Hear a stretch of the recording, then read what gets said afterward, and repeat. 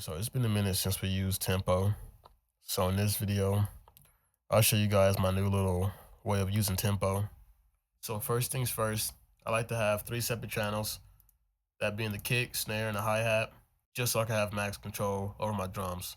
So I route these sounds out by going to the sound and selecting aux 1 for the kick, aux 2 for the snare, and aux 3 for the hi-hat. On my Ableton clips, I go to audio from, select contact, and I'm gonna go ahead and hit my kick drum so I can see which one that is. So it's 11 and 12. Do the same thing for this one, audio from, contact, hit the snare, there you go. And then same thing for this one, hit the hi-hat, and you should have it. All right, so now you can go ahead and choose your drum sounds.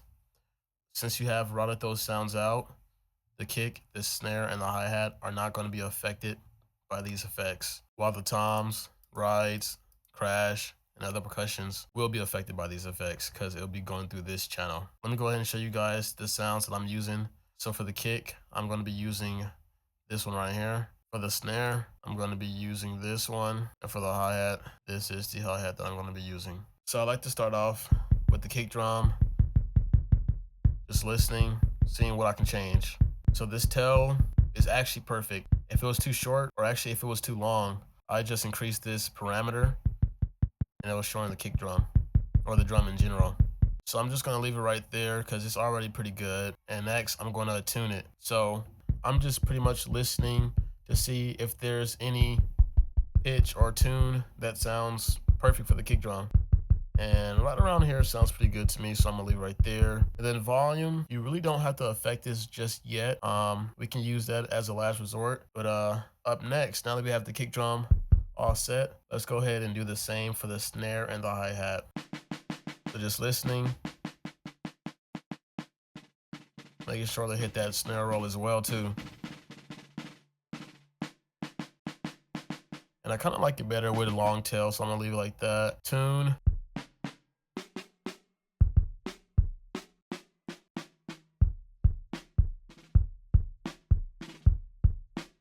All right, that snare sounds good. Let's just go ahead and turn it up just a little bit because this one is actually just a little bit way too quiet. Now, up next, we got the hi-hat. Hi-hat is pretty quick. It usually doesn't need too much work. I usually just affect the tune, and sometimes I'll turn it up or change the pan.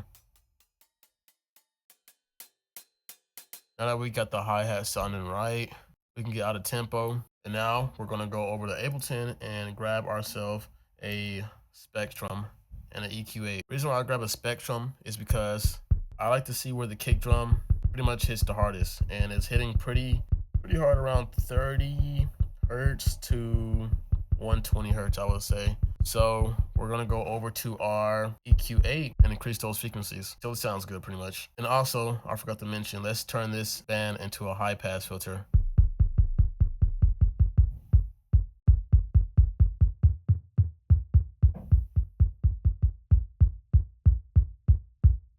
All right, that sounds pretty good. I'm also gonna turn the last band into a low pass filter. Just take out a little bit of that air. All right, so that kick drum is sounding pretty cool. It's still pretty quiet compared to where it needs to be. So up next, we're gonna go ahead and add a drum bus. We're gonna drag the decay down, and the boom, we're gonna raise that all the way up. And we're just gonna kind of listen to see what frequency sounds the best. I'm kind of liking 40, so I'm gonna go ahead and drag the boom down. Perfect. Now, if the kick isn't hitting hard enough for you, or there's not enough low end, you can always just go ahead and lower the frequency on your EQ8. You can also raise it, but don't overdo it because there's still a few steps that we gotta do. You can also increase the drive on your drum bus. But up next, I'm gonna add a saturator, and I'm also going to duplicate this kick to create a channel that is meant for parallel compression. For this parallel compressor, I'm gonna go ahead and drag the threshold all the way down to make it work as hard as possible. Make the attack quick, make the release slow, and make the ratio as high as possible. You wanna crank this compressor out. I'm also gonna hit soft clipping and increase the makeup to match the original volume or decibel range of the drum. So let me go ahead and mute this parallel one. All right, now let me solo it and see if it sounds loud enough.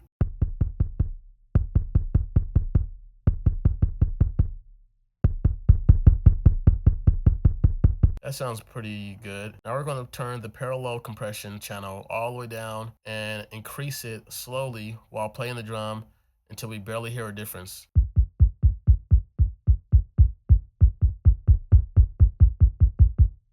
Perfect. Over on the original channel, we're going to go to the saturator, select digital clip, and increase the drive accordingly. So let's go ahead and listen.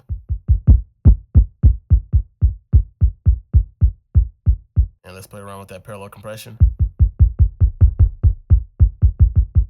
Now, another thing that I like to do, you can do this, it's not really necessary, but I usually like to grab a plugin called Transient Master, and it's by Native Instruments. And basically what it does is it allows you to have more control over the dynamics of the kick drum or the drum in general. So if I increase the attack all the way, it's going to make the beginning of the kick drum hit really hard and be really present. If I lower the attack all the way down, the kick drum's going to hit a lot softer towards the beginning and not have as much power. Now for sustain, that's how long the drum is playing for. So if I increase the sustain, it's going to have a longer tail. If I decrease it, it's going to have a shorter tail. And gain should be pretty self-explanatory.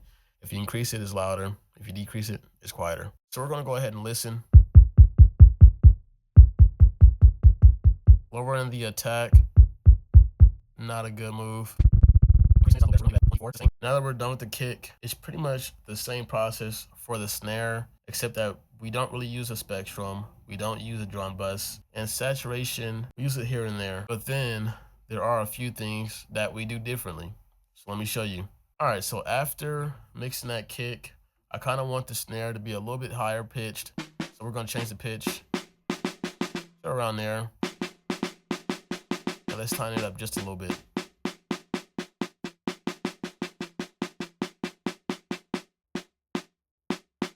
Sounds good right about there. All right, now let's go ahead and get a EQ. We can take out some of the mids. This is usually what I do. This sound is gonna be for everybody, but I mean, it's always good to experiment, try something new. But I usually take out a good chunk of the mids around 200 hertz and increase the highs just to make that snare pop and sound a lot more crispy. So we're gonna add a compressor, and I'm gonna actually show you guys another way that you can do parallel compression. So let's just go ahead and do the same thing that we did for the other compressor. Max out the threshold, max out the makeup. Let's put soft clipping, slow release, quick attack, and maxed out ratio. Now let's go ahead and play with the dry wet and see around where does it sound the best.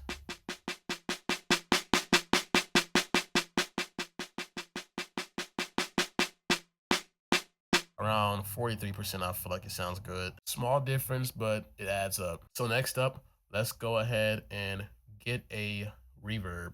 Use any reverb. I'm gonna use the stock Ableton reverb, or you can get a reverb online through a plugin, and it might sound even better. So it's really up to you. Whenever I add reverbs, I usually like to take out most of the lows and mids and leave the highs, just to really make it hiss in the background. You don't really want your dry wet to be too high because it's gonna overpower the actual snare, and that reverb is just gonna push the sound towards the back. So we're gonna add about 12% reverb, and that sounds pretty good.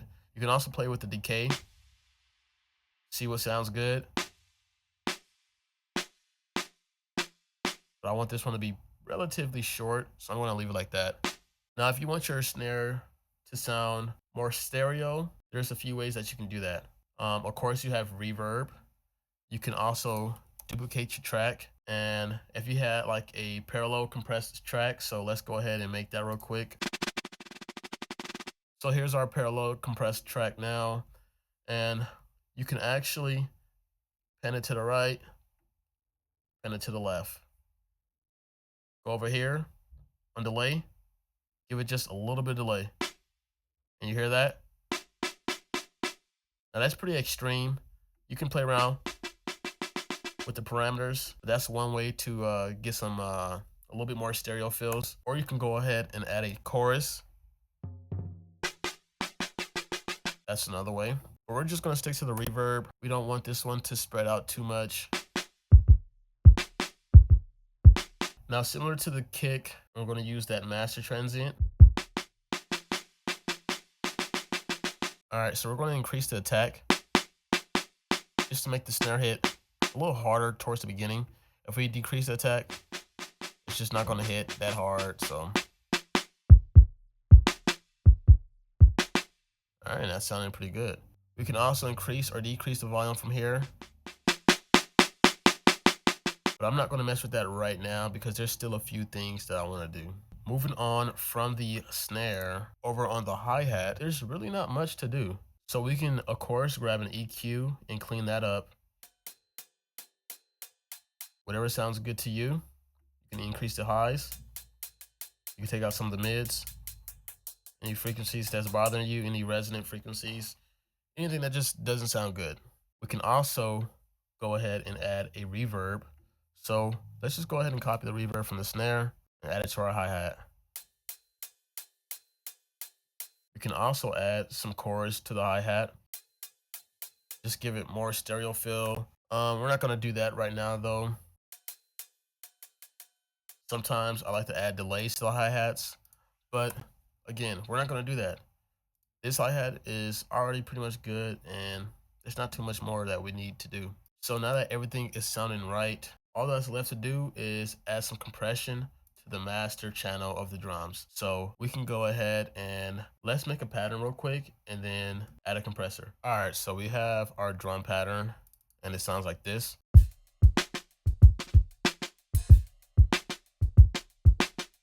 All right, so now that we have our drum pattern, I'm gonna go ahead and add a compressor. All right, so now that we have the compressor on here, let's go ahead and lower the threshold while we give it a listen.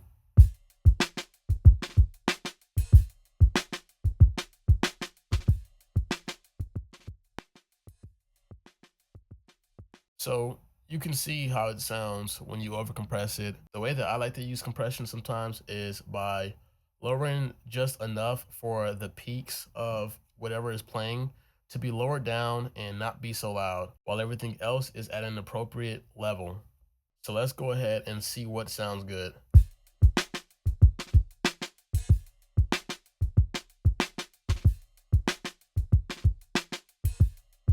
All right, that sounds cool to me. Let's go over to this screen and let's increase the output just because we made it a little bit quieter.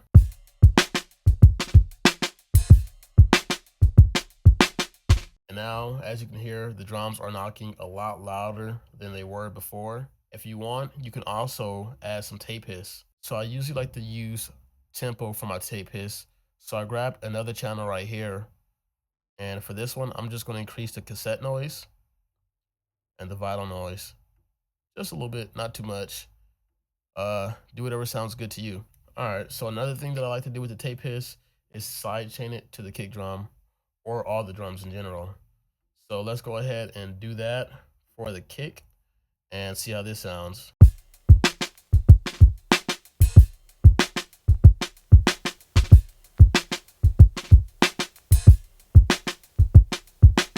Sounding cool so far. We can also lower these drums and affect these drums still. Say if they just don't sound right, we can go ahead and change these around and just get them perfect. So let's see if we can get something different.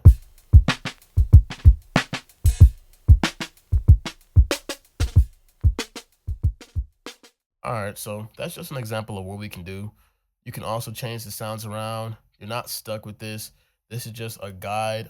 Sometimes I don't do all of these things at once. Another thing is if you don't have Tympo, you're not out of luck because you can still use these tactics and these tricks on any other drum sound. But a lot of these things can be done on WAV files or MP3 files, you know, like if you're getting them from a drum pack.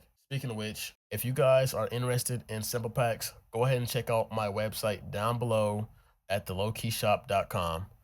There I have 2 sample packs so far. Yes, I know, not a lot, but I'll be adding a sample pack every month going on for the rest of 2024. So feel free to check it out, grab something if you want, and yeah, subscribe to the newsletter if you can. that's pretty much going to do it for this video. I hope you guys learned something new, and I hope you guys have fun watching it. But with all that being said, I'm going to head out. Peace. See ya.